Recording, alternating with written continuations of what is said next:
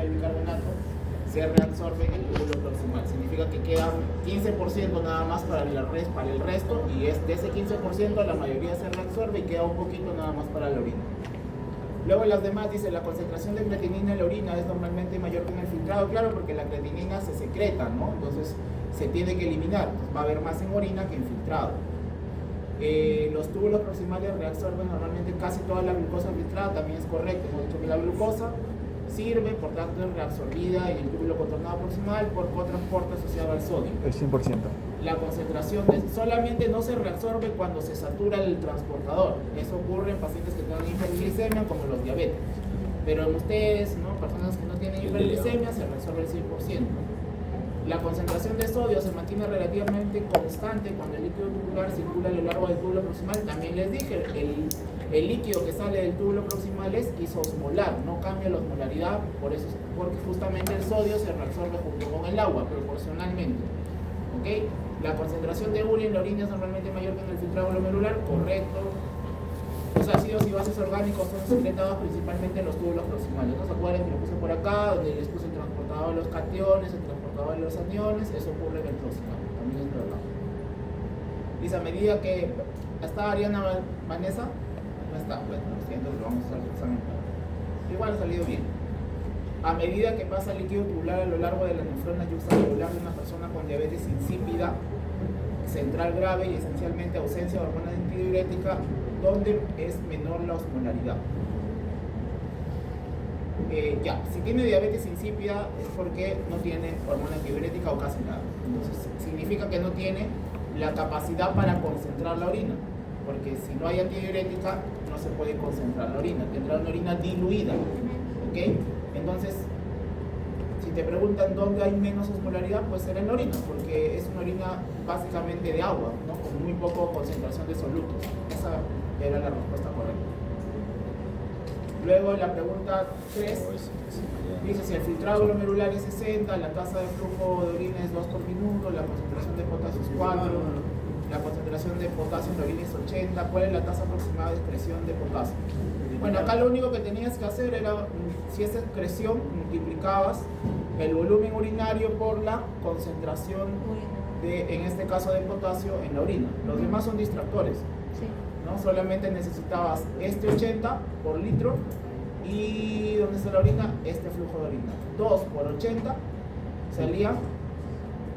Claro, el tema es que tenías que hacer lo de las unidades para que no te confundas, ¿no? Porque este está en mililitros y este está en litros.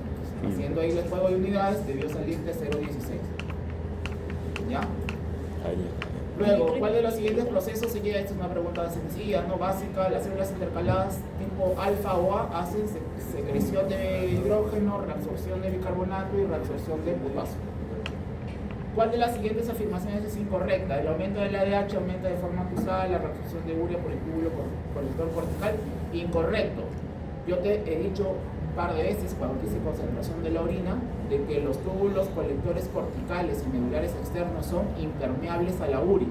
Recién en el túbulo colector medular interno se reabsorbía la urea con los transportadores de urea, ¿verdad? Ajá, entonces en la corteza no se reabsorbe la urea. Esa es incorrecta. Luego dice, la furosemida es un diurético que también produce natriuresis. Natriuresis significa que hay mayor sodio en la orina. ¿Cuál de los siguientes es un efecto secundario no deseable de la furosemida debido a su lugar de acción del túbulo? La furosemida, ¿dónde actúa? En la rama ascendente gruesa del asa de Henle, específicamente, y bloquea al cotransportador sodio-potasio 2-cloro. Entonces, como tú bloqueas ese cotransportador, haces que se reabsorban menos solutos al intersticio y por eso hay menos osmolaridad intersticial, menos gradiente córtico-medular y por tanto menor capacidad de concentrar la orina. Recuerda, la capacidad de concentrar la orina depende de la gradiente córtico-medular. O sea, si el intersticio es menos osmolar, podrás concentrar menos la orina. ¿Ya? Entonces, esa era la respuesta. Luego la 7 dice... Ya, esta es una pregunta medio capciosa, ¿no? Porque te dicen un montón de cosas que ha corrido, todo, ¿no? Como para inducirte el error, y al final te preguntan en qué parte del túbulo renal se reabsorbe el máximo de agua. No importa si ha corrido, si ha hecho lo que sea, siempre se reabsorbe la mayor parte del agua en el proximal, el 65%, ¿verdad? No importa si ha corrido, si está deshidratada, igual la mayor parte del agua se reabsorbe en el proximal, ¿ya? Por eso es que esa era la respuesta. O sea, todo esto que te dicen de acá, floro, no importaba, ¿no? De frente podías ir acá, ¿ya? Puro floro.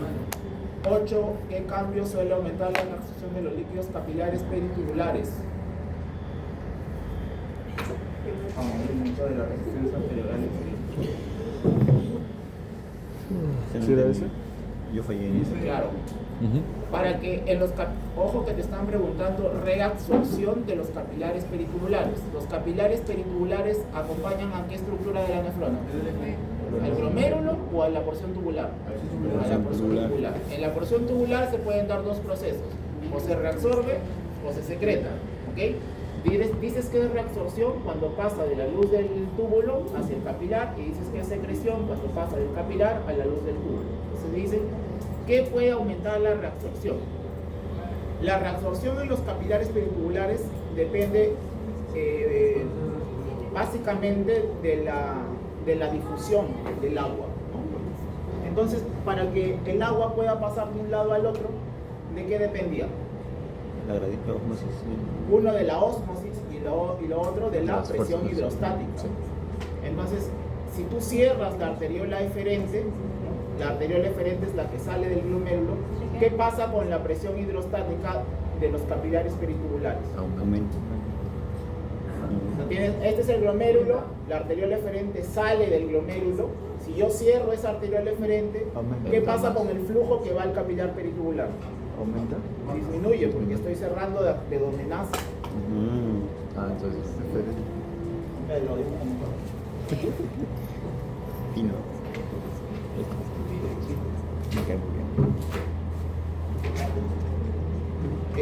así, mira, tienes que tener un poquito de imaginación para que no te confundas. Esta es la arteriola aferente, este es el glomérulo y esta es la arteriola eferente. De la arteriola eferente, el flujo de sangre viene así, ¿no? Por acá.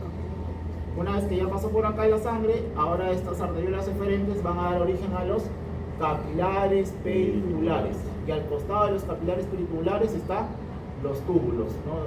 Los túbulos de la nefrona. Qué fino. Ok, ya. Entonces, si yo cierro acá un poco, ¿qué pasa con el flujo dentro de esta zona del capilar peritubular? Disminuye. Disminuye, ¿no? Disminuye el flujo. Si disminuye el flujo, ¿qué pasaba con la presión hidrostática? También disminuye la presión hidrostática del capilar peritubular. Por tanto, va a ser más fácil que el agua pase hacia acá, porque por diferencia de presión ahora va a haber más presión acá que acá. ¿Entiendes? Por eso es que va a haber reabsorción. ¿En dónde hay aumento de presión, profe? ¿Ah? ¿En dónde hay aumento de presión? Dentro del capilar no hay aumento de presión, no hay disminución más bien. O sea, menos flujo, menos presión hidrostática.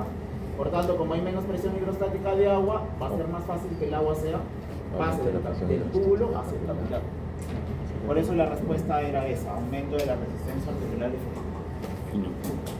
Y la 9, bueno, acá 65 años, tiene un ataque cardíaco y sufre un paro cardiorrespiratorio, lo llevan a urgencias, tiene un pH de 7.12, o sea, es acidosis. Luego te dicen que la CO2 está en 60, ahí podrías pensar que es una acidosis respiratoria, pero sigues leyendo y ves que el bicarbonato también está bajo, ¿no? Si fuese acidosis respiratoria pura, esperarías que el bicarbonato esté alto, ¿no? Por compensación. Ya recuerda, los problemas respiratorios tienen compensación metabólica y los problemas metabólicos tienen compensación respiratoria. Entonces, si tengo acidosis con un CO2 alto, hasta ahí tú hubieses dicho, bueno, es una acidosis respiratoria, pero luego ves que el bicarbonato en vez de estar hacia arriba está bajando, entonces también es una acidosis metabólica. La respuesta era mixta. Es ambas cosas a la vez. Y la última dice, la alcalosis metabólica aguda recuerda que la alcalosis tiende a ir con hipocalemia, o sea, aumenta la excreción de potasio, y la acidosis va a ir con hipercalemia. Entonces la alcalosis tiende a aumentar la secreción de potasio y por tanto a reducir la concentración plasmática de potasio. Eso es en la alcalosis, en la acidosis es al revés. disminuye la secreción de potasio y aumenta la concentración de potasio plasmático. ¿Eso ocurre en las células principales y en las intercaladas? Eso es por las intercaladas alfa y beta. Muy bien. Bueno, ahora sí vamos a hacer la clase de vida. La clase de vida es bastante sencilla, ya no hay pizarra que hacer, vamos a hablar. Secreta. Fisiología en situaciones especiales. Bueno, dice, imagina que eres un joven médico en formación y que decides acompañar a un grupo de expedicionistas en un viaje que combina dos desafíos extremos. Primero, una inmersión profunda en el océano y días después una expedición a una montaña de gran altitud. Lo que parecía una experiencia emocionante pronto se convierte en una lesión de fisiología aplicada cuando uno de los miembros del equipo enfrenta una grave emergencia. Dice Luis, un deportista de 32 años experimentado en buceo recreativo, realiza una inmersión a 35 metros de profundidad durante 30 minutos en las Islas Galápagos en Ecuador. Tras un ascenso controlado, no presenta síntomas inmediatos. 3 días después viaja a La Paz en Bolivia y al día siguiente sube la cordillera de los Andes a 5.200 metros sobre el nivel del mar. Dice, a mitad de la escalada comienza a sentirse mal, presenta cefalea pulsante, fatiga extrema y mareo. Horas después, confusión, disnea, reposo y dificultad para caminar. La pregunta es, ¿ha tenido un mal de altura? ¿No? El cual también se le llama mal de montaña, también se le llama soroche. ¿O ha tenido una enfermedad por descompresión? ¿Sabes qué es la enfermedad por descompresión? Bien, entonces la clase de hoy trata sobre eso. Vamos a conversar sobre qué es el mal de altura, qué es la enfermedad por descompresión. Descompresión por el nitrógeno. Ya, por el nitrógeno. Fin. Sí. Bien, entonces por eso es que ya hoy no hay pizarra, así que solamente vamos a conversar algunas cosas porque es combinar nefro con respiratorio y con cardio, ¿no? Que es lo que hemos visto en todo el... bien, entonces este concepto lo aprendimos en fisiología respiratoria, ¿no? Habíamos dicho que la concentración de oxígeno en el aire ambiental no cambia independientemente de la altitud. Ya sea que estés acá en Cusco o en el Himalaya, la concentración de oxígeno no cambia. Eso se llama fracción inspirada de oxígeno, ¿no? O FiO2, como le decimos todos. Entonces, ¿qué es lo que sí cambia si no es la fracción inspirada de oxígeno? La presión atmosférica. A medida que tú vas ascendiendo, ¿no? Mientras más alto vayas, la presión atmosférica sí disminuye. De tal manera que es incorrecto decir que hay menos oxígeno.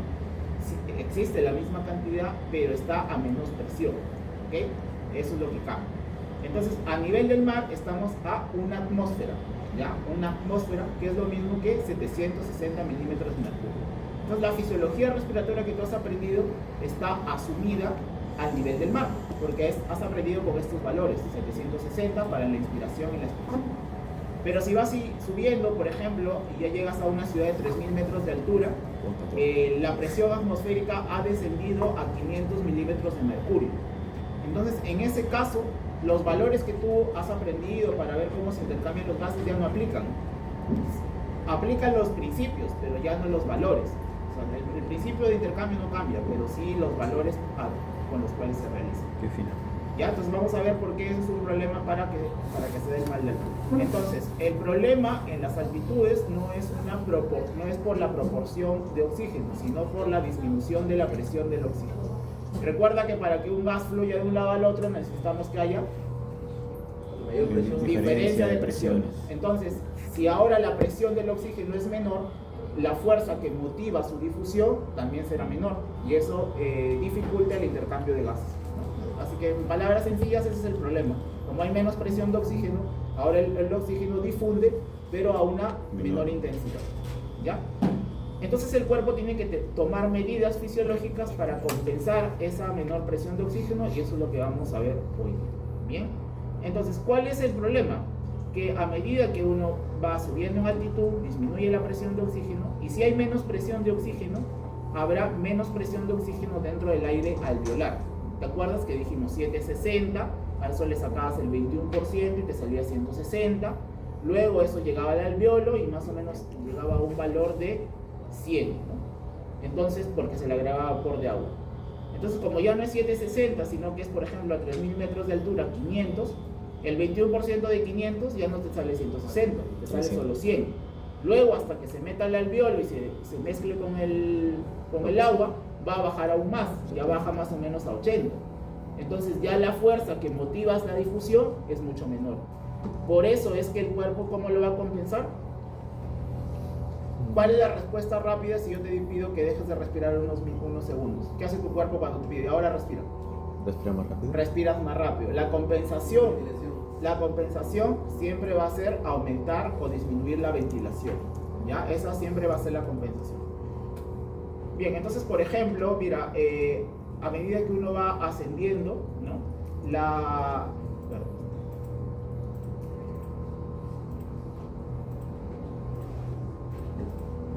A medida que uno va ascendiendo, como ves, la saturación arterial de oxígeno sufre una caída importante después de los 3.000 metros sobre el nivel del mar.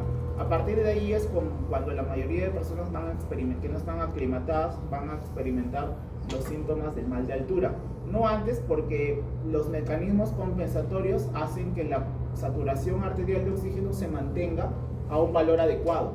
Como ves, mira, la línea azul se mantiene, pero ya a partir de los 3.000 metros empieza a haber una caída abrupta de la saturación de oxígeno. Y si cae la saturación de oxígeno, entonces vas a tener sensación de falta de aire y eso se traduce como dificultad respiratoria. ¿Okay? En cambio, respirando oxígeno puro, no tienes ese problema. ¿Por qué? Porque el oxígeno puro tiene una mayor presión de oxígeno, porque ya no hay nitrógeno, entonces difunde más. Recuerda que la ley de los gases te dice que la suma de presiones parciales en una mezcla de gases, ¿no?, dan la presión total del gas. Entonces, si estás en oxígeno puro, significa que toda la presión de ese gas está dado por oxígeno solamente. Y acá, como ves, mira, a medida que vas ascendiendo, la presión barométrica va cayendo. A nivel del mar, 760, a 3.000 ya estás en 500, mira, a 9.000 ya estás en 226. Y mientras más cae la presión barométrica, la presión de oxígeno en el aire inspirado sigue cayendo aún más. Y eso que determina que tu cuerpo empiece a tener hipoxia. Va a tratar de compensar ventilando más. ¿Qué pasa con el CO2 si tú tienes más ventilación? Si tú respiras más veces por minuto, ¿qué pasa con el CO2 de la sangre? ¿Aumenta o disminuye? Disminuye, porque recuerda que el CO2 en el ambiente es mínimo. Nosotros aportamos el CO2. Nosotros tomamos el oxígeno y damos CO2. Entonces, si tú respiras más veces por minuto, vas a tomar más oxígeno del ambiente, pero le vas a entregar más CO2 del metabolismo. Entonces, cuando tú respiras más veces por minuto, vas a perder CO2. Entonces, fíjate, mira, acá tienes, a medida que vas en altitud, la presión va cayendo, la presión de oxígeno va cayendo, pero mira lo que pasa con la presión del CO2, también va a caer. Va a caer, ¿por qué? Porque si tú tienes falta de oxígeno, empiezas a hiperventilar, y eso hace que el CO2 de tu cuerpo empiece a salir. Bien, entonces, ¿qué pasa? ¿Qué tipo de alteración ácido-base se producirá? Alcalosis respiratoria. ¿No? Por hiperventilación, porque empiezas a expulsar el CO2.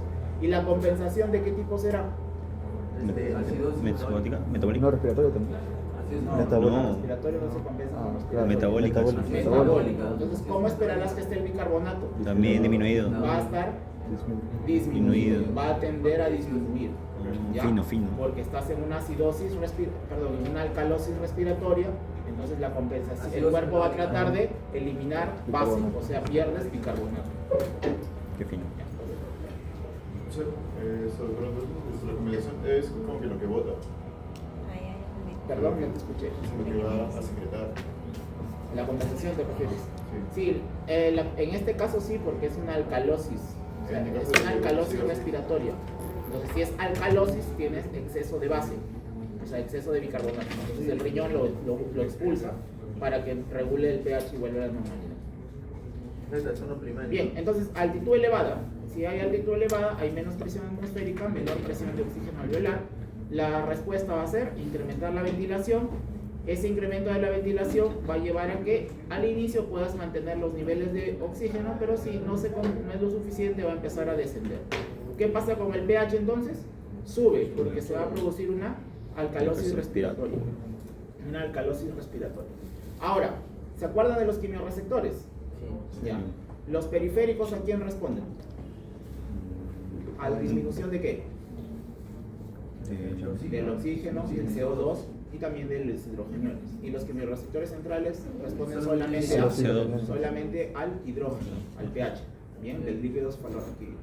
Entonces, si estás en una altitud elevada y empieza a bajar el oxígeno arterial, ¿qué van a hacer los quimiorreceptores? ¿Quiénes se activan? ¿Los periféricos o los centrales? Los periféricos. Los periféricos. Le van a enviar una señal al centro respiratorio y le van a decir que hiperventile. Por eso es que cuando vas a una ciudad de altura, baja tu nivel de oxígeno, eso lo detectan los quimiorreceptores periféricos, lo informan al centro respiratorio y empiezas a hiperventilar. Cuando empiezas a hiperventilar, compensas, jalas más oxígeno del ambiente y con eso recuperas tu nivel de oxígeno. Ahora, el problema es que mientras se da eso, empiezas a botar CO2 porque estás hiperventilando, ¿ok? Sígueme la secuencia. Hasta ahí estás bien, ¿no? Llegaste a la altura, menos presión de oxígeno, baja tu oxígeno en la sangre, lo detecta el quimiorreceptor periférico, le envía una señal al centro respiratorio y empiezas a hiperventilar. Eso va a hacer que tu oxígeno vuelva a subir, pero a costa de hiperventilar. Y si hiperventilas, eliminas CO2 y eso te lleva a una alcalosis respiratoria. En una alcalosis hay déficit de hidrógeno o exceso de hidrógeno. Déficit. Entonces, ¿el quimiorreceptor central se va a estimular?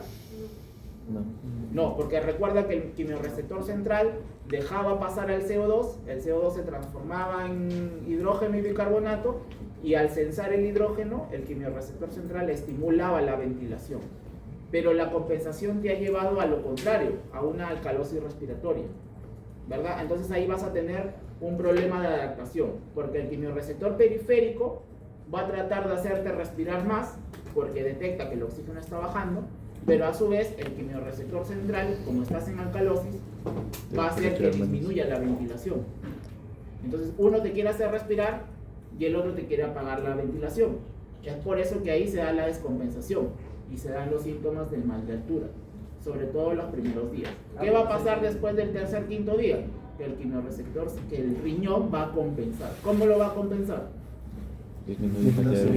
Incrementando la secreción de bicarbonato. Y como aumenta la secreción de bicarbonato, desaparece la alcalosis respiratoria. Y ahora otra vez el quimiorreceptor central estimulará la ventilación y vuelves a compensar. Por eso es que cuando tú llegas a una ciudad de altura la adaptación no es inmediata, porque las compensaciones renales tardan, no son como las respiratorias que inmediatamente empiezas a respirar o a dejar de respirar a la misma velocidad. Qué fino. Ya, por eso es que en una ciudad de altura el primer periodo de adaptabilidad recién se va a dar después de las 72 horas en la mayoría de personas. Ya. Justamente porque los quimiorreceptores centrales y periféricos en un primer inicio tienen respuestas opuestas. ¿Ya? Recién cuando el riñón empieza a compensar la alcalosis respiratoria, se activan los dos y los dos van en el mismo sentido para que hiperventiles. Ya, entonces ahí te empiezas a adaptar. Bien, el flujo sanguíneo en el pulmón.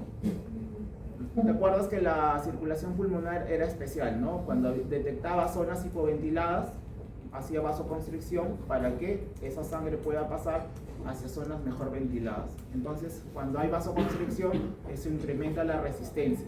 Por eso hay aumento de la resistencia pulmonar, aumento de la presión de la arteria pulmonar. Y si te mantienes más tiempo ahí, o una persona adaptada a la altura, suele desarrollar cierto grado de hipertrofia del ventrículo derecho. ¿Por qué? Porque el ventrículo derecho es el que bombea sangre por la pulmonar, y la pulmonar, ¿a dónde va? Pues al pulmón, ¿no? Entonces, como va el pulmón, si la resistencia del pulmón aumenta, si hay más resistencia en las ramas de la arteria pulmonar, el ventrículo derecho va a tener que hacer más fuerza para vencer esa resistencia. Por eso es que se hipertrofia, ¿ya? Entonces es normal cierto grado de hipertrofia en las personas en las personas que están adaptadas a vivir en la altura. Ya es parte de la adaptabilidad. Luego, respecto a la curva de disociación de la hemoglobina, estamos en una situación en la cual hay hipoxia, ¿no? Entonces necesitas que la hemoglobina tenga la capacidad de liberar más rápido el oxígeno. Entonces, cuando quieres que la hemoglobina libere oxígeno, la afinidad tiene que disminuir. ¿Y cuándo disminuía la afinidad? Cuando te ibas a la derecha. ¿Okay? Por otro lado, el 2,3-difosfoglicerato, ¿no? Que estaba en los glóbulos rojos, era una sustancia que tenía un efecto alostérico, ¿no? Que cuando se incrementaba hacía que la afinidad de la hemoglobina por el oxígeno disminuya. Por eso es que hay incremento del 2,3-difosfoglicerato. Y si te vas a la derecha, recuerda que la P50 aumenta y la afinidad disminuye. Y si te mantienes aún más tiempo en una situación de elevada altitud, se empieza a estimular la producción de eritropoyetina, ¿no? Que se da a nivel del riñón en el aparato yuxtaglomerular. Se produce más eritropoyetina, ¿no? ¿Cuál es el mecanismo que estimula la producción de eritropoyetina? Hipoxia. La hipoxia. Entonces, la eritropoyetina luego es una hormona que estimula la síntesis de glóbulos o la formación de glóbulos rojos en la médula ósea. Bien. Esta es una comparación entre la curva de distribución de la hemoglobina entre habitantes de la montaña y personas que viven a nivel del mar. Entonces, por ejemplo, acá está la presión de oxígeno y acá tenemos a la cantidad de oxígeno en la sangre. Como te das cuenta, en las personas que viven en la altura, ¿ya? Para presiones parciales de oxígeno similares, tienen la capacidad de tener una mayor cantidad de oxígeno en la sangre. ¿Por qué? Porque las personas de la altura compensan formando más hemoglobina. ¿Ya? Las personas de la altura, como tienen un mayor nivel de hemoglobina, ¿y quién es el transportador del oxígeno principalmente? La hemoglobina. Entonces, como tienen más hemoglobina, tendrán mayor capacidad de tener oxígeno. O sea, digamos que almacenan o transportan una mayor cantidad de oxígeno. De ahí que cuando tú haces el diagnóstico de anemia, debes considerar la altitud a la que vive una persona. ¿Ya? Un error frecuente en médicos jóvenes cuando van a hacer el SERUMS es que se han aprendido valores estándar para diagnosticar anemia en adolescentes y en adultos. Entonces tú dices, por decir, para un varón 12,5, ¿no? Para mujeres también, ¿no? Jóvenes como ustedes, por ejemplo. Pero eso es porque ustedes viven en la costa, pero si vas a la altura y encuentras una persona que tiene 12,5 y es adulto o joven, no es normal para ellos, porque debería tener un mayor nivel. Entonces hay tablas que es de la norma técnica del Ministerio de Salud que te dicen cómo debes ajustar la hemoglobina según la altitud a la ciudad en la que te encuentres. ¿Ya? Importante para que no cometan ese error. ¿En qué logro? No. Bien, ¿qué condiciones te puede ocasionar el mal de altura, el mal de montaña agudo? Hay dos complicaciones severas potencialmente mortales, ¿ya? Una es el edema pulmonar agudo y el otro es el edema cerebral. No son tan comunes, pero puede ocurrir. ¿Cuál es la fisiopatología del edema pulmonar agudo? Sígueme en la secuencia, por favor. Si hay hipoxia o disminución del oxígeno en el alveolo, eso genera vasoconstricción. Pero si tú cierras los vasos en un lado, significa que los tienes que aperturar en otro para que ahí se dé el intercambio de gases. ¿Qué pasa cuando tú vasodilatas? ¿Qué pasa con los vasos? ¿Aumenta la presión? Dentro de los vasos, ¿cómo se llama esa presión? La que ejerce el líquido. La presión que ejerce el líquido dentro de un vaso sanguíneo hidrostático. Como aumenta la presión hidrostática de los capilares, ¿el agua va a tratar de salir o va a entrar al vaso? Va a salir, o sea, eso se le llama filtración. Entonces sale el agua del vaso sanguíneo. ¿Y cómo se le llamaba cuando salía el agua del vaso sanguíneo? Edema. Entonces así se produce edema pulmonar agudo. Porque sigue la presión hidrostática, porque mientras en un lado se cierra, en otro se abre, ahí aumenta la presión hidrostática, el agua sale y genera edema pulmonar agudo. Y cuando hay edema pulmonar agudo, ahora los alveolos se llenan de agua y por tanto ya no se pueden inflar con aire y eso genera insuficiencia respiratoria y potencialmente muerte. ¿Ya? El edema cerebral agudo. El cerebro necesita mantener cantidades de oxígeno adecuadas para funcionar. Entonces, ¿qué hace un órgano cuando no recibe suficiente oxígeno? Trata de aumentar su flujo, o sea, de que le llegue más sangre, porque recuerda que el oxígeno viaja por la sangre. Entonces, como no le llega suficiente oxígeno, apertura sus vasos para que le llegue más flujo y de esa manera más oxígeno.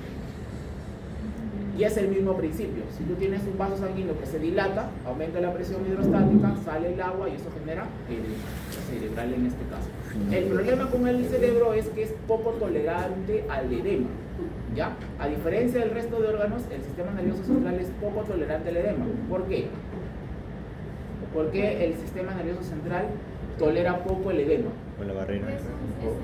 Porque es cerrado, porque está dentro de del cráneo, no tiene hacia dónde expandirse. Entonces, pequeñas modificaciones en su volumen generan grandes problemas fisiopatológicos. En cambio los otros órganos no, porque tienen más espacio para poder hincharse, ¿no? El cerebro no puede. Y si se hincha demasiado, hay una no explota, hay una herniación, ¿no? Se puede salir el bulbo raquídeo, se puede herniar, y eso, si del bulbo raquídeo, ¿qué está? El centro cardiorrespiratorio. ¿Ya? Entonces, un edema cerebral agudo es una emergencia. Ya, es una emergencia. Yo fui Fabio. Bueno, esto de acá es una escala para valorar los síntomas, o mejor dicho, la severidad del mal de altura. No te van a preguntar esto. Se evalúa, por ejemplo, el dolor de cabeza, los síntomas gastrointestinales, la fatiga. Esto sí es importante, mira. Inhibidores de la anhidrasa carbónica. ¿Qué tipo de medicamento es esto? Los inhibidores de la anhidrasa carbónica, ¿qué tipo de medicamento es? ¿Cómo se le llama a los que te hacen orinar? Antidiuréticos. Antidiuréticos. Ya, entonces te mencioné que los inhibidores de la anhidrasa carbónica, pues, obviamente actúan inhibiendo la anhidrasa carbónica en el túbulo proximal principalmente. Entonces, recuerda que estamos en un paciente con mal de altura y hemos dicho que el problema es que como hiperventilas vas a generar alcalosis respiratoria. Entonces, necesitas compensar para que tu ventilación se mantenga. Ya te expliqué que los receptores químicos periféricos con los centrales chocan entre ellos. Entonces, para acelerar la adaptación, tú le das un inhibidor de la anhidrasa carbónica y por tanto produces menos bicarbonato. Si produces menos bicarbonato, reabsorbes menos bicarbonato y más rápido llegas a compensar el pH para que el quimiorreceptor central incremente la ventilación. Por eso es que este es el tipo de medicamentos que se usan para disminuir los síntomas y los signos del mal de altura, ¿ya? Un inhibidor de la anhidrasa carbónica. Habría que tomarlo unas horas antes de llegar, ¿no? Y bueno, dependiendo de la dosis, ¿no? del medicamento. Ya lo que se suele usar es acetosolamiento. Después también hay un mal de altura crónico, ¿no? Hay personas que no logran adaptarse, entonces pueden generar otros problemas de salud, como por ejemplo, producen una mayor masa eritrocitaria, pero eso hace que aumente la viscosidad de la sangre y con eso reduce el flujo de sangre, ¿no? Acuérdate del número de Reynolds, ¿no? Que tenía que ver con el flujo turbulento. Si tú aumentabas la viscosidad, tenías mayor probabilidad de tener alteración del flujo. La presión arterial pulmonar se eleva, produce constricción de todas las arteriolas y eso puede llevar a insuficiencia del lado derecho. Hemos dicho que el pulmón hace vasoconstricción para tratar de redistribuir el flujo, pero si eso se perpetúa, entonces ya queda un estado de hipertensión pulmonar, y al que lo vas a exigir ahora es al ventrículo derecho, porque va a tener que bombear contra un órgano que está con hipertensión, ¿ya? Por eso puede generar insuficiencia cardíaca derecha. El espasmo de las arteriolas también puede causar cortocircuito pulmonar, porque la sangre se deriva para zonas sin oxígeno. Comienza a disminuir la presión arterial periférica. ¿Por qué? Porque hay insuficiencia cardíaca congestiva y con frecuencia puede haber muerte si es que la persona no se traslada a otro lugar. Bien, entonces a medida que vas en la altitud, recuerda, más arriba, menos presión atmosférica. Menos presión atmosférica, el cuerpo va a responder primero incrementando la frecuencia respiratoria y la profundidad de la respiración. Mi gasto cardíaco. En otras palabras, aumentando la ventilación por minuto. Y además el corazón va a compensar incrementando la frecuencia para que pueda llegar mayor flujo a los órganos con el poco oxígeno que está entrando. Bien. Después el cuerpo se va a ir adaptando y las adaptaciones son incremento de la concentración de eritropoyetina. Repito que el estímulo para la liberación de la eritropoyetina es la EPO, perdón, la eritropoyetina. La EPO se va a la médula ósea y produce mayor hematopoiesis, ¿no? Formación de la serie roja. Luego tenemos incremento de los niveles, esto se llama factor de crecimiento endotelial vascular. Ya lo vas a leer hasta el cansancio cuando lleves tu curso de patología. Angiogénesis. Ya, porque es un factor angiogénico. Ya, factor de crecimiento del endotelio vascular.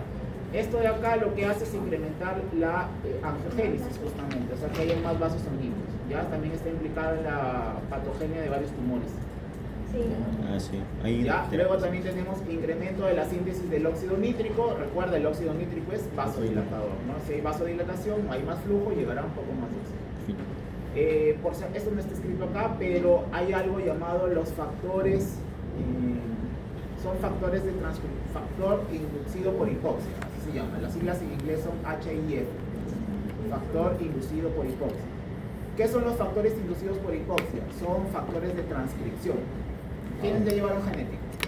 ¿Quiénes están En llevando proceso, en genética? proceso. Ya casi, ya. ¿Qué es un factor de transcripción? Es Es una- lo que produce la proliferación y fertilización.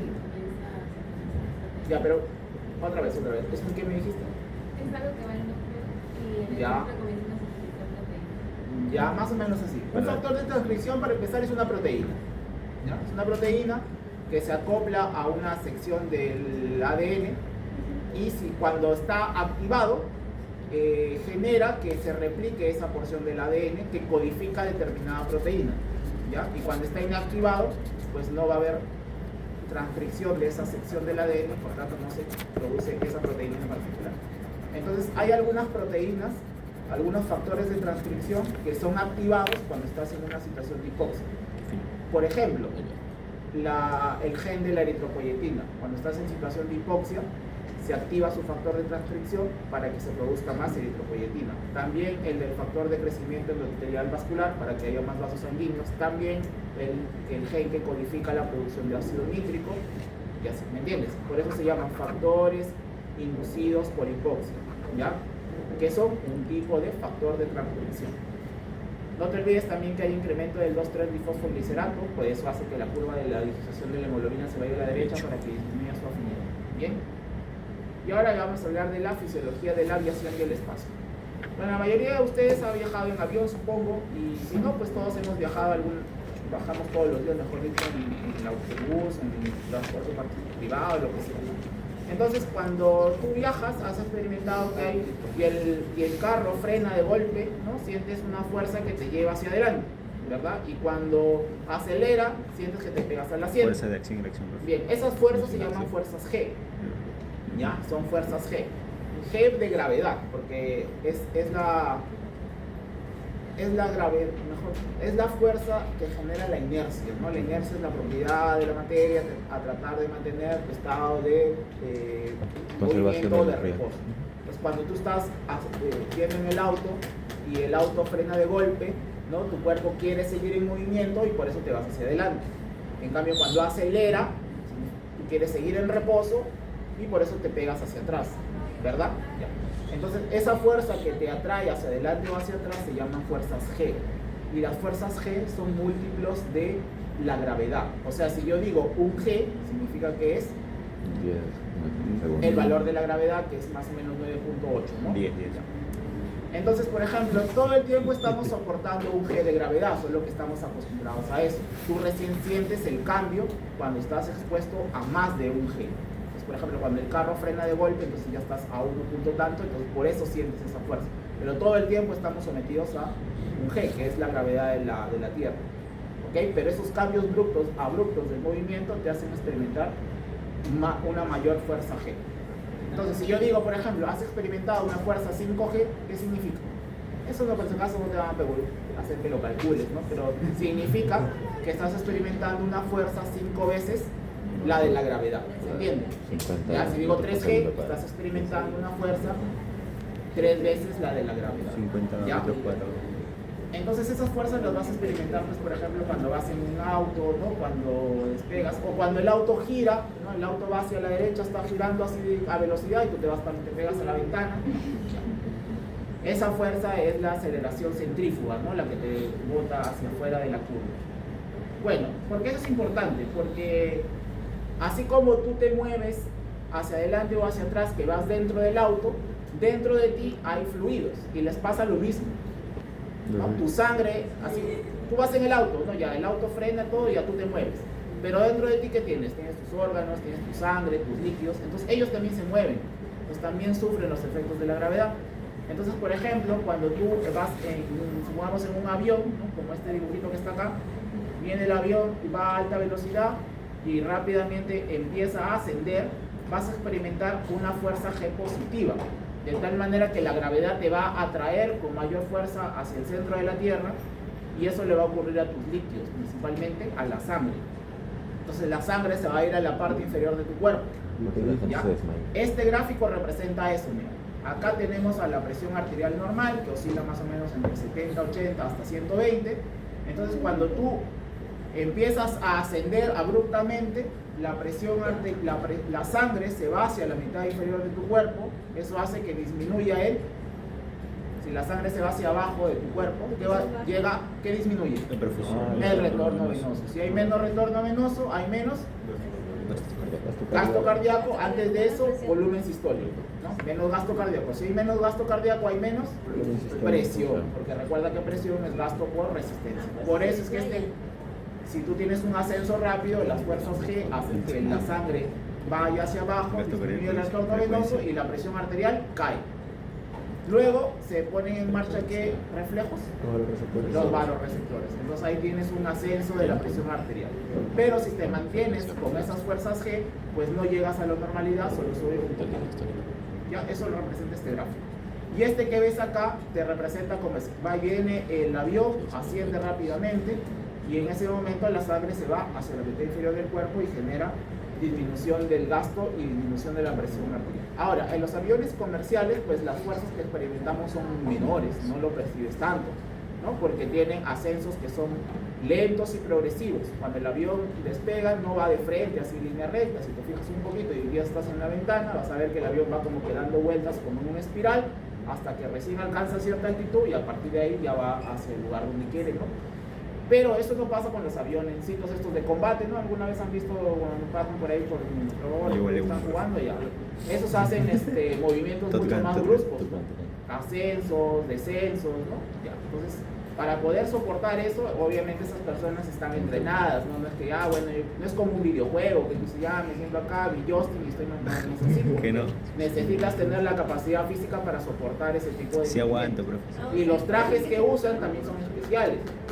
¿Por qué? Porque, por ejemplo, los trajes de estos pilotos muchas veces tienen compresores en la pierna y en el abdomen, de tal manera que cuando aceleran rápidamente hacia arriba, eso comprime las piernas, ¿no? Comprimen las piernas para que la sangre no baje tanto y el retorno venoso no disminuya demasiado y no caiga la presión. Porque si la presión cae demasiado por un giro brusco, se puede desmayar y pues se mata, ¿no? También tienen técnicas, por ejemplo, cuando van a hacer un movimiento de aceleración brusca, están entrenados para que compriman el abdomen, la prensa abdominal, y para eso necesitas tener una buena prensa abdominal, ¿no? De ahí que son personas bien entrenadas, comprimen el abdomen y de esta manera también aumentan el retorno venoso. ¿Ya? Entonces así varias cosas.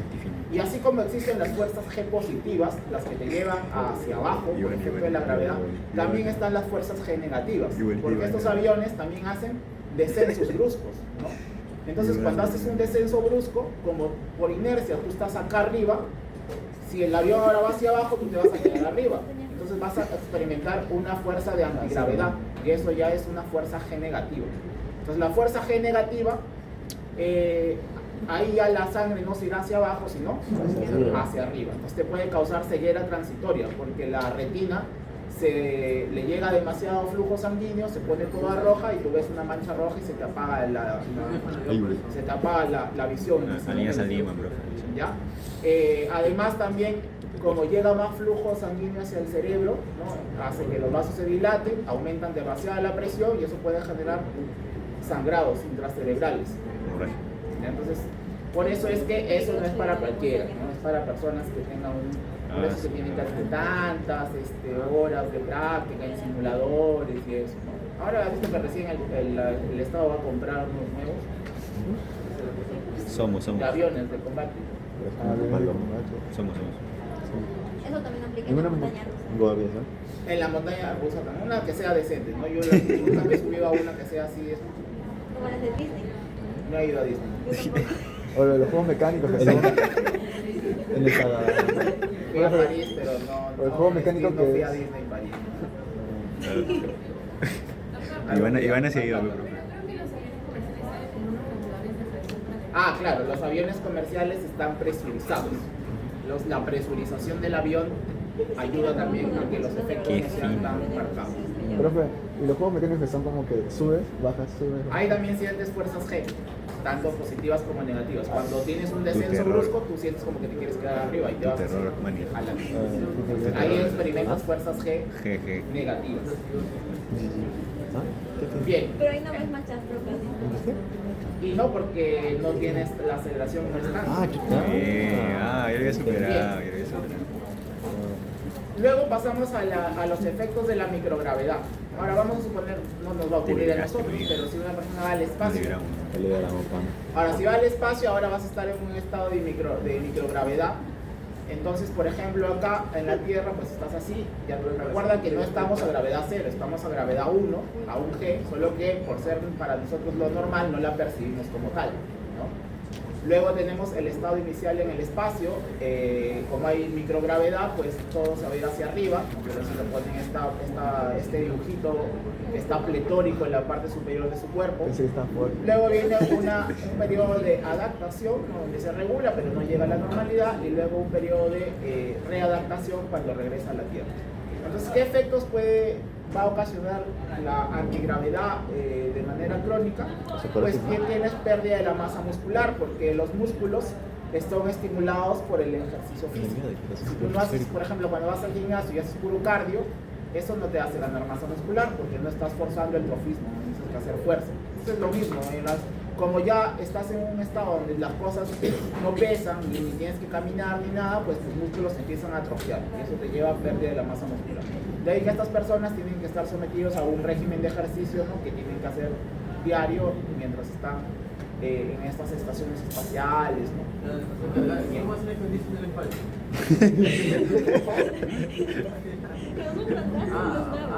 Luego también lo mismo ocurre con los huesos, porque como ya los huesos ya no están sometidos al estrés físico, eso genera descalcificación. ¿Bien? Lo único bueno dentro de lo malo es que se te descomprime la columna vertebral, los discos intervertebrales se descomprimen y crecerías un poco más. O sea, en el espacio serías más alto de lo que eres en la Tierra. Tipo articulación. Más flaco. Creo que bueno. Cartilaginas ascitis. Ellos también están sometidos a fuerzas G importantes. Por eso también uno dice un piloto de Fórmula 1 que está gordito, no todos tienen un perfil físico importante. No es que simplemente se ponen a jugar ahí con su carro todos los días. Tienen que hacer varias horas de gimnasio, su trabajo físico tiene que ser Andy Rossi.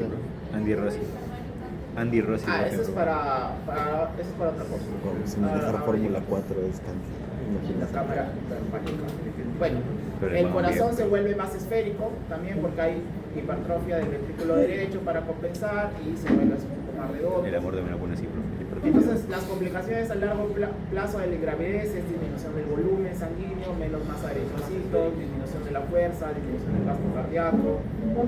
Entonces, todas esas alteraciones luego cuando llegan, no es que vuelven y hacen su vida normal, generalmente están en un periodo que puede durar hasta meses de readaptación.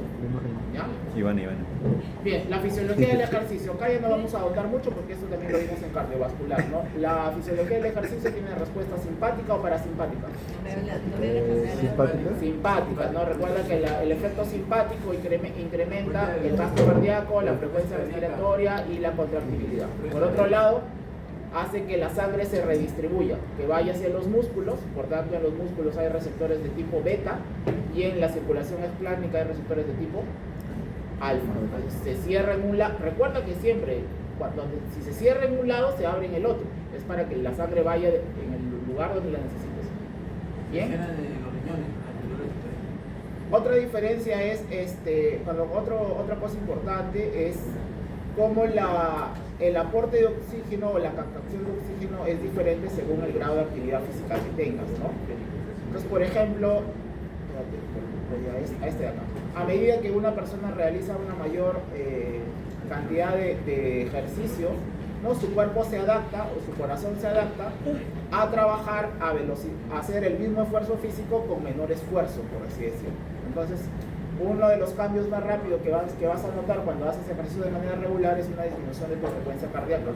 ¿Por qué? Porque, por ejemplo, si ahorita yo te pido que vayas a correr, corres un par de manzanas y ya automáticamente sientes que la taquicardia. ¿Por qué? Porque tu corazón, para poder compensar el ejercicio físico, hace de taquicardia. Pero cuando ya te adaptas, si bien es cierto, si incrementa su frecuencia cardíaca, lo hace de manera paulatina. ¿Bien? Por otro lado, esto es lo que te decía, siempre si tú cierras el caño en un lado, se puede apertura en el otro. Entonces, en el caso del ejercicio, se cierra en la circulación esplásmica para incrementar el flujo hacia los músculos y puedan tener una mayor capacidad. Otra cosa importante del ejercicio es que no solamente es para hacer una acción en ese momento, sino que te permite a largo plazo ganar masa muscular. Y es que el ejercicio induce ya cambios y señalizaciones ligadas al calcio. Recuerda que cuando tú haces ejercicio, haces contracción muscular, y la contracción muscular te lleva a que se libere calcio para que se dé la contracción. Pues hay unas señales dependientes de calcio que estimulan factores de transcripción en el ADN que permiten formar más proteínas, ¿no? Más proteínas, y de esa manera tú ganas masa muscular, ¿ya? Entonces el ejercicio físico es trófico para el músculo. Cuando te digan que algo es trófico, significa que estimula su crecimiento y desarrollo. Bien, estas son las respuestas adaptativas al ejercicio, ¿no? El consumo de oxígeno aumenta, si hay también obviamente la producción de CO2, aumentará la ventilación. La verdad que acá nada que te debería hacer equivocar, ¿no? Sino que, a ver, estoy haciendo ejercicio, bien, rápido, más rápido, boto más CO2, y así, ¿no? Produzco más CO2, pues no es nada difícil. Este ya lo hemos visto cuando estuvimos en cardiovascular, aumento del consumo de oxígeno, de la producción de CO2 y de la ventilación. Y acá todas las cosas que vamos a ver. La curva de la hemoglobina se va hacia dónde en el ejercicio? Derecho. Derecha, ¿no? A la derecha, porque necesitas que la hemoglobina libere más rápido su oxígeno. Disminución de la afinidad por el oxígeno. Disminuye la afinidad. Otra cosa interesante, y esto se aplica para cuando quieras hacer ejercicio, También, pero el efecto Halden, el efecto Bohr, cuando quieres hacer ejercicio, muy bien pasado por esto, voy a volver a pasar porque como todos los me días. dan que si ahora me engordo ya no voy a volver a bajar nunca más. No, profe, no. Entonces, lo primero que haces es que los primeros minutos depende de la glucólisis anaerobia. Todos los días. Entonces, eso es solamente producción de 4 ATPs, pero como consumes 2, ganabas 2, ¿no?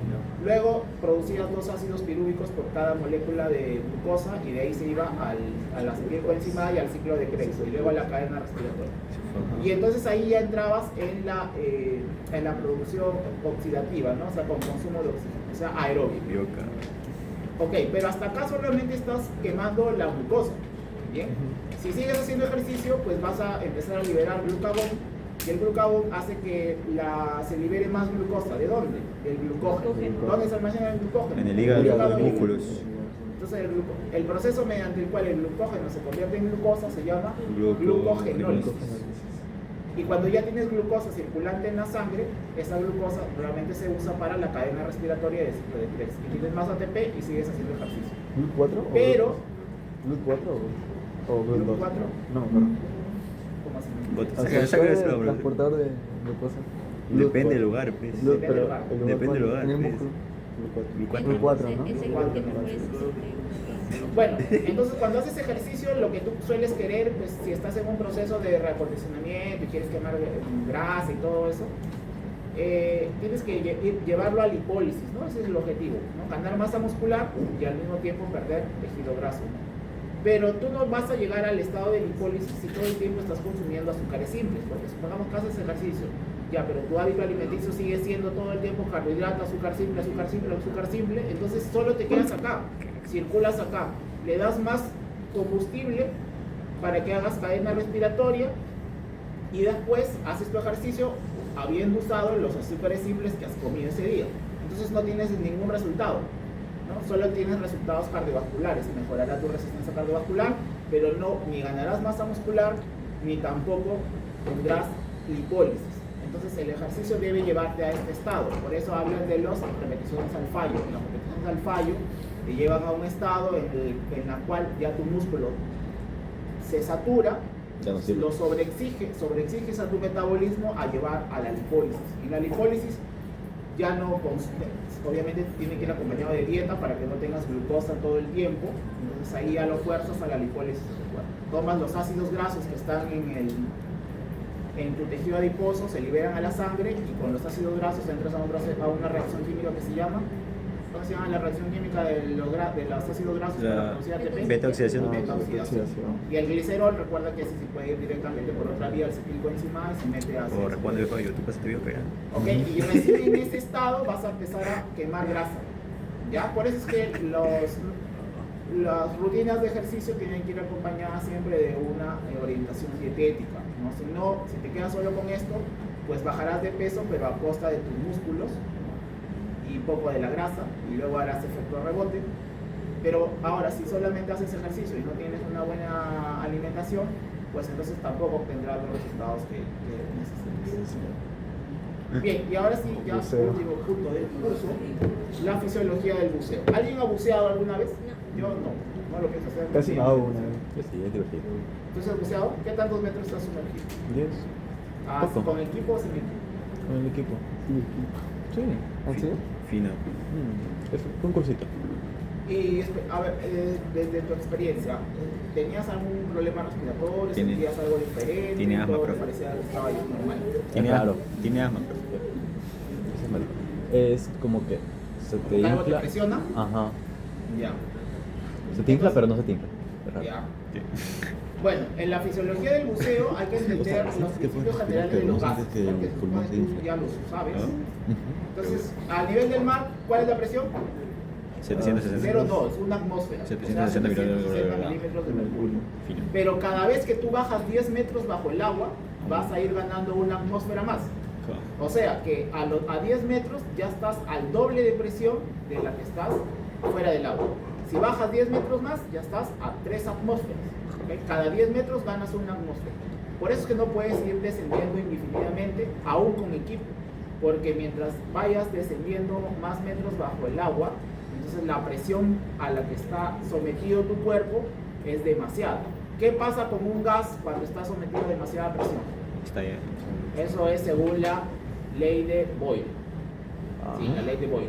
Sí. ¿Qué pasaba con un gas cuando estaba sometido a mucha presión? Se comprime. Se comprime, porque recuerda que el producto del volumen por la presión a temperatura constante debe ser igual, ¿no? O sea, a temperatura de 37 grados, volumen por presión debe ser igual. Entonces, si la presión aumenta, el volumen tiene que disminuir. Si el volumen aumenta, la presión ya, pues, van en relación inversa. Entonces, para que este dibujo está muy chévere para que entiendas qué es lo que ocurre. Imaginémonos que tenemos un globo. Este globo lo empezamos a sumergir en el agua y cada 10 metros, ¿qué pasa con el globo? Se va haciendo más comprimir. pequeño. ¿Tiene menos aire? No, No. sigue siendo el mismo aire, solo que la presión comprime, ¿no? Sí, Entonces, pero- ¿qué está disminuyendo? Su volumen. ¿Y qué está aumentando? Su presión. Entonces, imagínate que ya no es el globo, sino tu pulmón.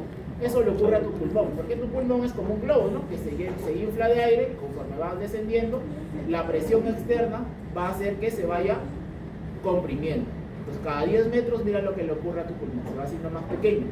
Entonces, tienes el mismo aire, solo que está comprimido. Y eso afecta en la respiración.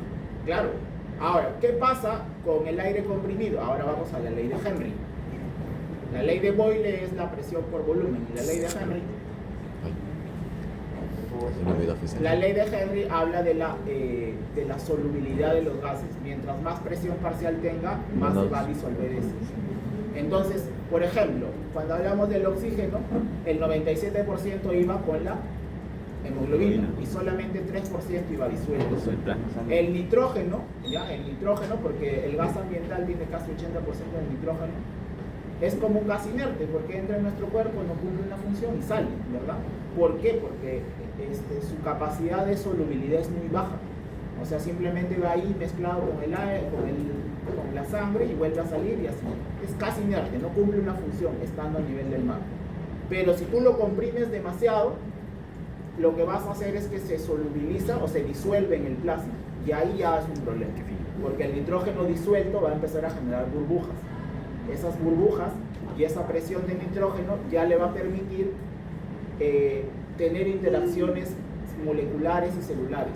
Lo primero que te va a ocurrir conforme vayas descendiendo es que te pones hilarante. El nitrógeno tiene ese efecto al inicio, o sea, te pones medio alegre, te empiezas a reír, estás así medio gracioso. Luego vas descendiendo más, aumenta más la presión del nitrógeno y ya te empieza a hacer depresivo.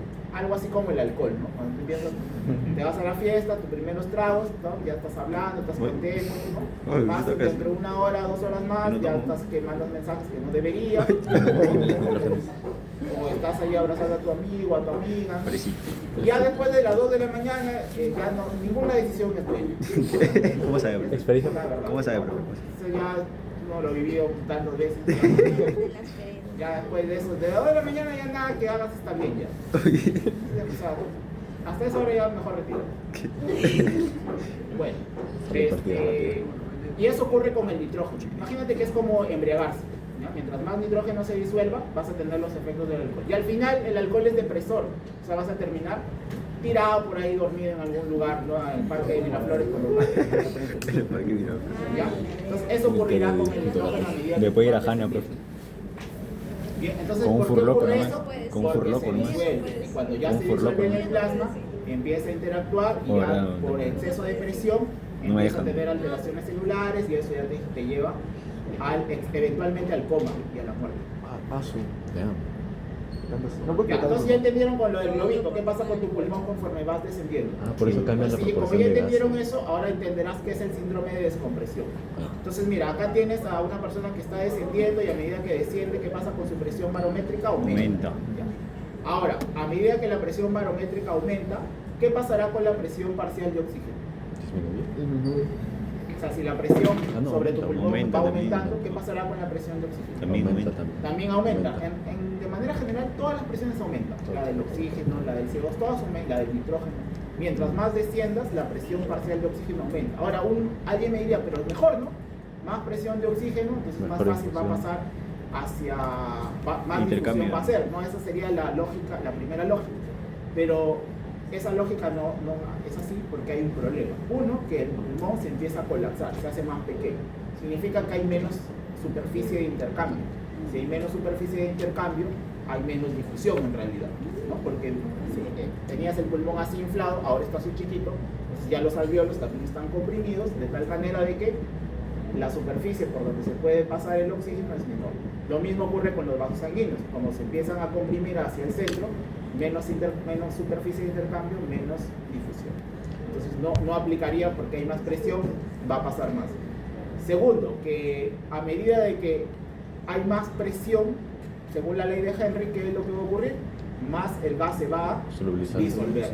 Porque recuerda que el oxígeno solo el 3% va disuelto, la mayor parte va transportado por la hemoglobina. Y ahora dirás, bueno, ¿y qué problema tiene que el oxígeno vaya disuelto? Sí, hay un problema porque mientras más oxígeno esté disuelto y no unido a la hemoglobina, genera radicales libres de oxígeno. Como por ejemplo, peroxidasas, catalasas, y esos radicales libres de oxígeno son tóxicos, ¿no? Generan toxicidad celular. Y se interrumpe la cadena respiratoria, la producción, las alteraciones en la membrana, en los transportadores, ¿no? Y se altera todas las fibras. ¿Ya? Entonces, no es así. Ya, ahora, dicho eso, ya podemos ver qué es el síndrome de descompresión. Entonces vas bajando, el pulmón va sometido a más presión, y luego tú dices, bueno, ya me aburrí, voy a ascender. Pues a medida que asciendes, ¿qué pasa con la presión? ¿Baja o sube? Baja, ¿no? Porque si a medida que ibas descendiendo, la presión aumentaba, ahora a medida que vas saliendo, la presión va a ir disminuyendo. Entonces vas subiendo y la presión disminuye. Ahora, este proceso, si tú vas saliendo, si la presión disminuye, ¿qué pasa con el volumen? Según la ley de Boyle, También aumenta, van al revés. Recuerda, volumen y presión, más presión se comprime más, menos presión se expande. Entonces ahora le va a ocurrir al revés, en vez de que el globito se vaya comprimiendo, a medida que tú vas saliendo, todo ese gas comprimido empieza a expandirse y te puede generar barotrauma. Esa es la palabra clave, barotrauma.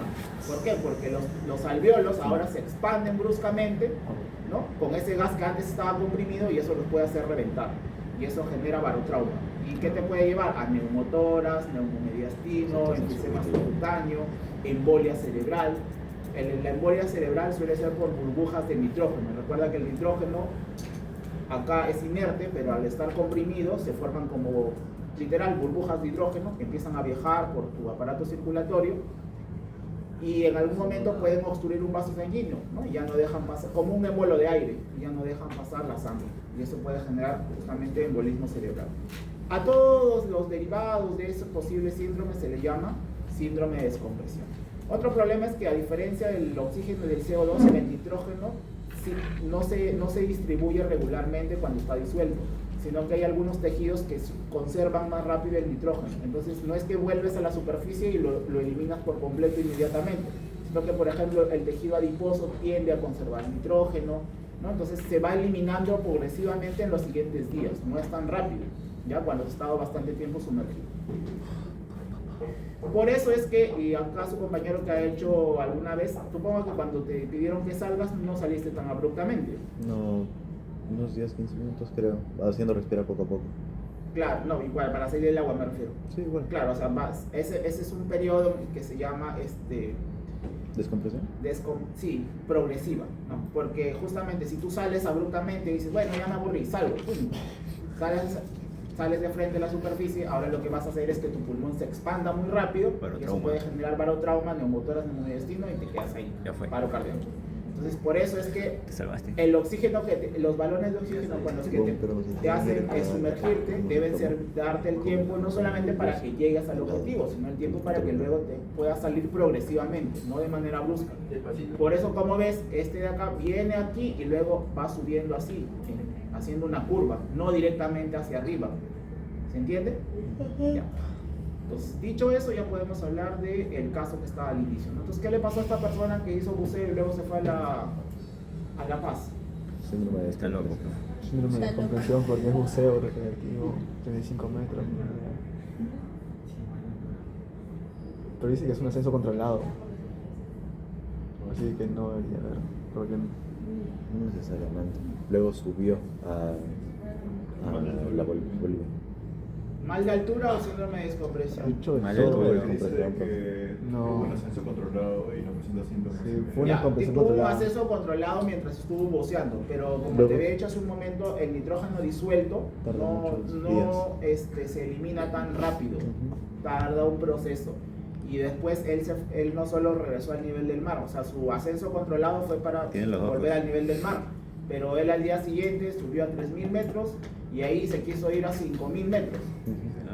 Entonces significa que la presión a la que estuvo expuesta ahora es mucho menor. Pasó de estar a mucha presión a llegar al nivel del mar. Ahí lo hizo bien porque lo hizo de manera controlada, pero inmediatamente se fue a un lugar donde hay aún menos presión. Entonces, ¿qué pasó con el nitrógeno que tenía adentro? Se expandió. Y esas burbujas de nitrógeno ahora expandidas pueden obstruir los vasos sanguíneos y generan isquemia por émbolos de nitrógeno. ¿Qué ¿Ya? significa Y a cefalea partir de ahí dan pulsátil? los síntomas. Entonces, por eso es que tiene cefalea, fatiga extrema, mareos, horas después tuvo confusión, disnea y dificultad para caminar. También afecta las articulaciones, los músculos. ¿Ya? Entonces, esto es una enfermedad por descompresión. Profesor, ¿qué significa cefalea pulsátil? Las cefaleas pueden ser, es semiología, ¿no? Pues opresiva cuando sientes como que algo te está comprimiendo, pulsátil es como si latiera, por así decirlo. Sí, como si latiera, o sea que viene un dolor agudo, desaparece otra vez, así, punzante, mejor dicho. Pero, o sea, siempre va a estar eso lo del nitrógeno. O sea, en algún momento siempre nos vamos a sentir medio mal cuando salgamos del Si lo haces de manera controlada, no, también depende de qué tan profundo haya sido. Y de O sea, dónde si está el son pocos oxígeno que metros, usas. la cantidad de nitrógeno disuelto es mínima. Mientras más te sumerjas, más se va a disolver y tienes más riesgos de que eso ocurra. Después de salir de buceo, ¿cuánto tiempo no debería viajar? Volver Ir a un avión a volar. Y al menos después de una semana. Oh. Pero va a depender de qué tanto te has sumergido. Esta persona se sumergió 35 metros, o sea, estuvo Bastante. expuesto a 3.5 atmósferas de más de presión.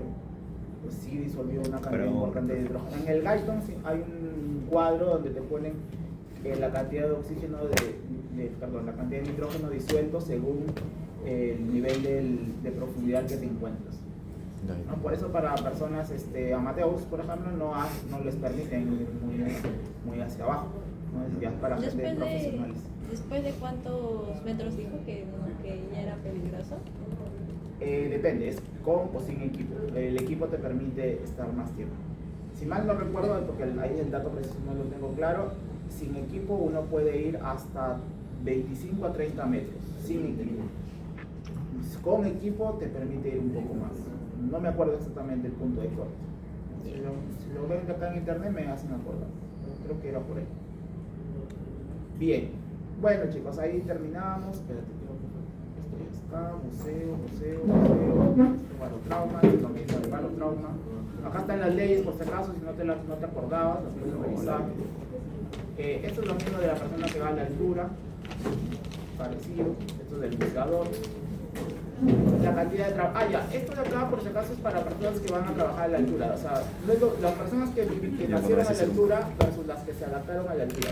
Nunca son equiparables. ¿Ya? Siempre el que en cantidad de trabajo, en capacidad de hacer un mismo trabajo, va a estar en ventaja a la persona que nació y porque está totalmente adaptada ya desde que nació. ¿Ya? Entonces, tú te puedes adaptar un poco, pero la capacidad de trabajo siempre va a ser mayor en los nativos. Bien, y esto del efecto del metú ya les había dicho. Bueno chicos, espero que hayan aprendido algo, que apruebes también obviamente, ¿no? Pero generalmente cuando aprendes sueles aprobar. ¿Qué? A veces apruebas sin haber aprendido, es muy frecuente también. Y a veces Pero lo ideal habiendo es que hagan aprendido. las dos cosas, ¿no? Que es una práctica. de eso? ¿Voy a tomar el examen de- Hay un par de preguntas sobre eso. Vaya, Profe, va a todos venir esa a- parte. Ha sido básico. ¿Cuál? Una mezcla de los... ¿Eso es para resolver? Para desarrollar. Nada para... Ah.